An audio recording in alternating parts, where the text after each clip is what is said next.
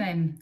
Well, after the jubilations of the National Travel Agent Day on Friday, we were unfortunately faced with a chaotic scenarios of the change in policy from government on Saturday evening regarding the air corridor and the quarantine with Spain. So this has clearly overnight created a huge amount of complexities and confusion. And as an industry, I know that we're working tirelessly to try and support customers.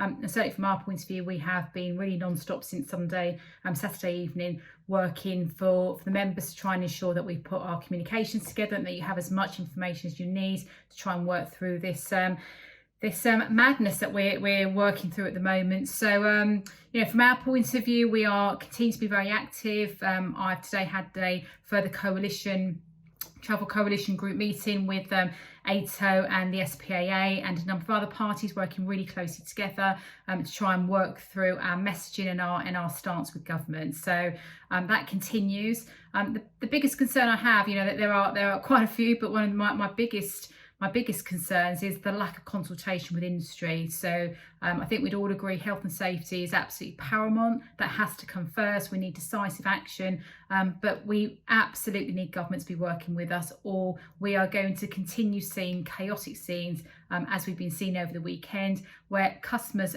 have no idea of what their not only what their rights are, but actually what options are available to them. We want to work with government, we want to support our members and likewise our tour operator partners, but unable to do that unless there is consultation with government, working very closely with the trade. So that really is very important.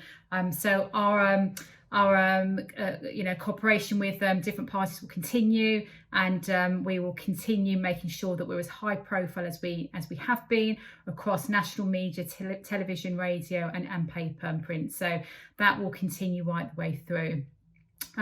Other bit of good news in these difficult times, we have been involved with the indie business on Thursday this week. So for those of you, hopefully you've all seen it now, but we have had an invitation to take part in a national indie business live event, which is taking part on Thursday.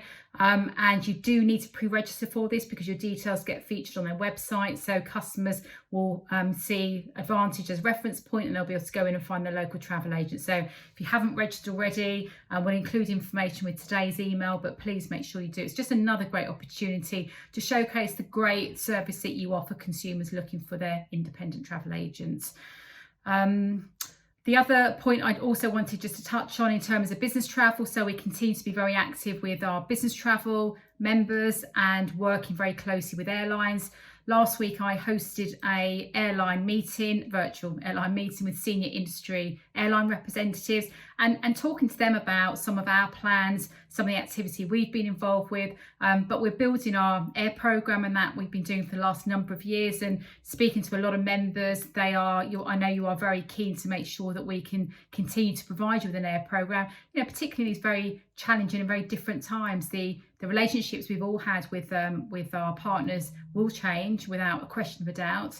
And we need to be smarter at how we go about things. So that continues, but very positive feedback or very mixed feedback from some of the airlines. I was really taken back by Turkish Airlines, who at the start of the post-lockdown had one flight per day to Istanbul, now has 7 flights per day. So they were the little positive green shoots that came out of the meeting, but really pleased to hear that. So ITMC Part 2 takes place on Thursday from 4 o'clock UK time, and this is really an opportunity to, alongside a number of other colleagues, understand what is happening in the global business travel space, speak to buyers, speak to corporates, and really see how and what needs to be done to recover the business travel market.